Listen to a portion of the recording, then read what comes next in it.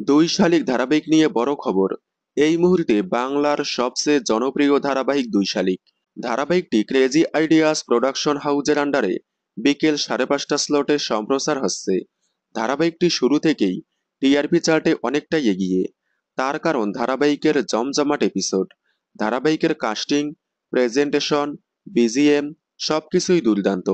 ধারাবাহিকের প্রত্যেকটা পর্বই বেশ জমজমাট হয়ে থাকে, যার কারণেই টিআরপি রেটিংয়ে অনেকটাই এগিয়ে দুই শালিক।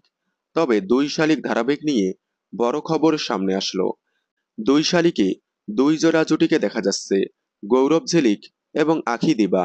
কিন্তু লাস্ট 2-3টা এপিসোডে গৌরব ঝিলিককেই বেশি হাইলাইট করে দেখানো হচ্ছে। অন্যদিকে আখি দেবা জুটিকে দেখানো হচ্ছে না, দেখালেও সেটা খুবই কম।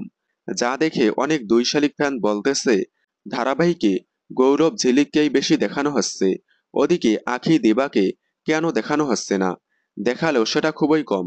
তাহলে কি আখি দেবাকে সাইড করে গৌরব ঝিলিককেই প্রধান জুটি করতে চাচ্ছে? তাদের জন্য বলে রাখি, এখানে দুইটি জুটিই প্রধান। বর্তমানে গৌরব ঝিলিকের গল্পটাই প্রাধান্য পাচ্ছে, তাই বেশি করে দেখানো হচ্ছে। পরবর্তীতে আখি দেবার গল্প দেখানো হবে। এখানে কোনো সাইড জুটি নেই, দুইটি প্রধান জুটি।